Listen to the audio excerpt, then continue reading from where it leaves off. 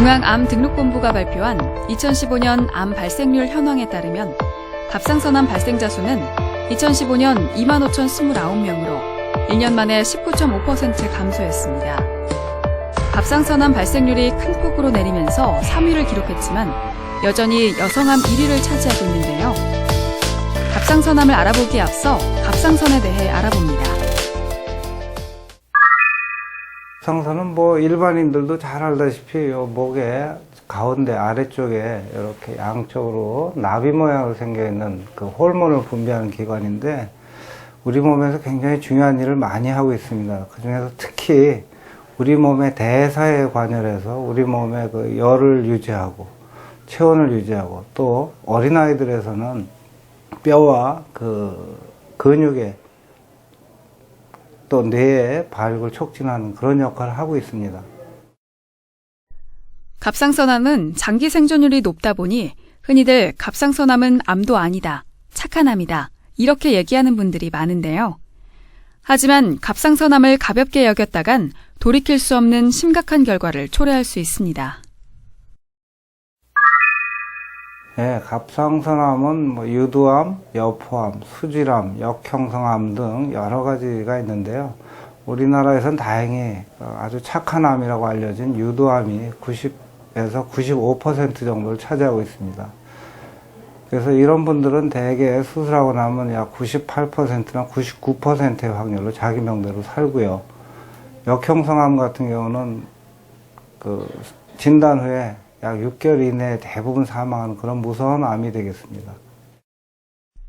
갑상선암은 다른 기관에 생긴 암들과 달리 증상을 발생시키지 않는 경우가 대부분이어서 초기 진단이 어려운데요. 상황이 이렇다 보니 평소 갑상선암 증상도 없었는데 건강검진에서 우연히 갑상선암 진단을 받는 경우가 종종 발생합니다. 갑상선암이 걸리면 대부분 증상이 없습니다. 그렇지만 혹이 많이 커져서 혹으로 만져지는 경우가 있고 림프절 전이가 돼서 목에 큰 종괴가 만져지는 경우가 있습니다. 그리고 작더라도 신경을 침범해서 목소리가 변하는 그런 증상들이 나타날 수가 있습니다. 갑상선암 진단을 위해선 먼저 갑상선 초음파 검사를 통하여 갑상선암의 크기 및 위치 등을 확인하는데요. 이후 세포 흡인 검사를 통해 수술 전에 갑상선암을 의심할 수 있습니다. 이 밖에도 컴퓨터 단층 촬영은 갑상선암이 주위 조직으로 퍼진 정도와 림프절 전이 여부를 파악하는 데 도움을 주는데요. 여기에 혈액 검사를 통해 수술 전 갑상선 기능 항진 혹은 저하를 평가할 수 있으며 검사 결과 칼시토닌이 증가한 경우라면 갑상선 수질암을 의심할 수 있습니다. 갑상선암은 일단 가장 중요한 치료는 수술이 되겠고요. 그 수술의 보조요법으로 이제 암이 크다든지 림프절 전이가 있다든지 이런 경우에는 그 수술 후에 방사성 요오드 치료, 즉 동위원소 치료를 하게 됩니다.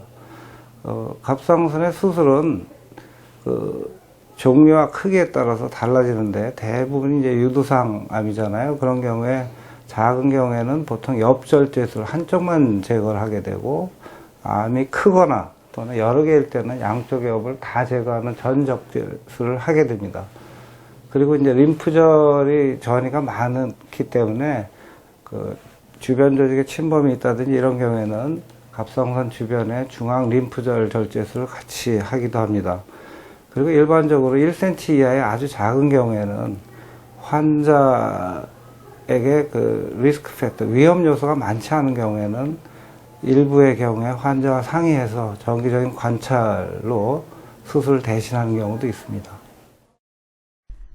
몇 해 전 갑상선암 수술에 대해 의문이 제기되면서 의료계에서는 갑상선암 가이드라인을 새로 마련했는데요.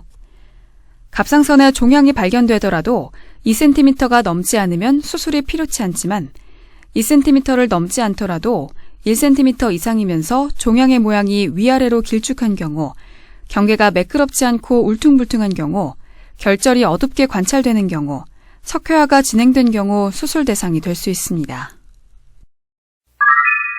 환자들이 많이 물어보는 질문인데요. 갑상선암 수술은 그 목의 아래쪽에 한 4cm나 5cm 정도의 절개를 가하고, 그리고 근육을 잘 박리한 후에 갑상선을 찾고, 그리고 갑상선을 잘 제거를 하는 그런 수술이 되겠습니다. 근데 이때 제일 중요한 거는 후 들어가는 신경을 잘 살려서 목소리가 좋게 유지하는 거, 또 하나는 부갑상선을 잘 보존해서 환자가 수술 후에 손발이 저린, 또 칼슘이 부족한 이런 증상이 없게 하는 게 중요하겠습니다.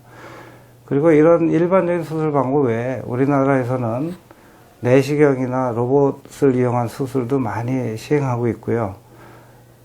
특히 젊은 여자에서 목의 흉터를 가리기 위해서 이런 수술을 하는데, 가장 중요한 수술은 목의 절개를 통해서 하는 보편적인 갑상선 절제술이 되겠습니다. 갑상선암의 생존율이 높아 전이를 가볍게 생각할 수 있는데요. 전이는 어떤 결과를 가져올지 예측할 수 없어 조심해야 합니다. 갑상선암은 치료 후 재발의 우려가 높아 나도 모르는 사이에 전이가 폐와 미분화암으로 변형이 될 수 있어 재발의 관리에 있어 신중해야 합니다. 갑상선암은 크게 경부 림프절 전이와 이걸 벗어난 폐나 기타 장기에 전이된 경우가 있습니다. 경부 림프절 전이 같은 경우에는 일단 중심 갑상선에만 있는 경우는 중심 갑상선 절제술을 시행하고요. 목의 옆에까지 가 있는 경우에는 경부 곽청술을 시행하게 됩니다. 그리고 이게 자꾸 재발하는 경우가 있는데, 많이 재발하는 경우에는 기존의 방사선 치료를 같이 하는 경우도 있습니다. 그리고 갑상선 암이 폐나 뼈나 뇌로 전이가 된 경우에는 이때는 수술만으로는 불가능하고 방사성 옥소 치료나 또는 항암요법 또는 면역요법 등을 시행할 수가 있습니다. 여기서 잠깐! 잘못된 의학 상식을 바로잡아 건강도 지키고 상식도 키우는 Yes or No. 엑스레이 검진을 자주 받으면 갑상선암이 발생하나요? 예, 답은 노입니다. 우리가 일반적으로 검진을 위해서, 진단을 위해서 사용하는 엑스레이는 굉장히 소량입니다. 가슴 사진, CT 이런 걸 1년에 100번 이상 찍어도 암이 발생한다는 증거는 없습니다. 그렇지만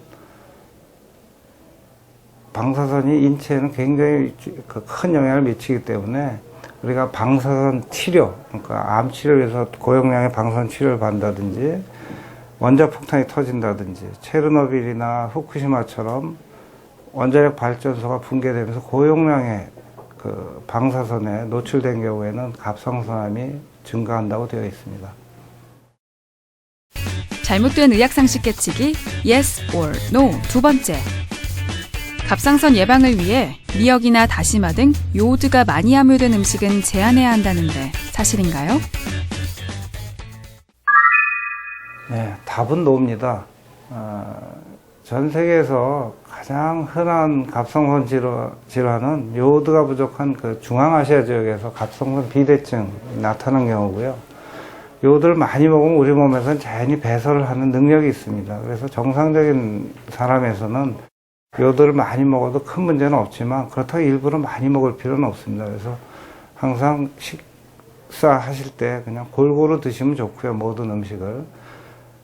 그리고 최근에 요오드가 좋다고 해조류를 많이 섭취하시는 분, 또 해조류를 만든 건강 보조식품을 많이 섭취하는 경우에 갑상선 기능에 이상이 생길 수 있기 때문에 이것은 피하는 게 좋겠습니다. 아무리 천천히 자라고 예후가 좋다고 해도 갑상선암 역시 암이라는 사실을 잊어서는 안 됩니다.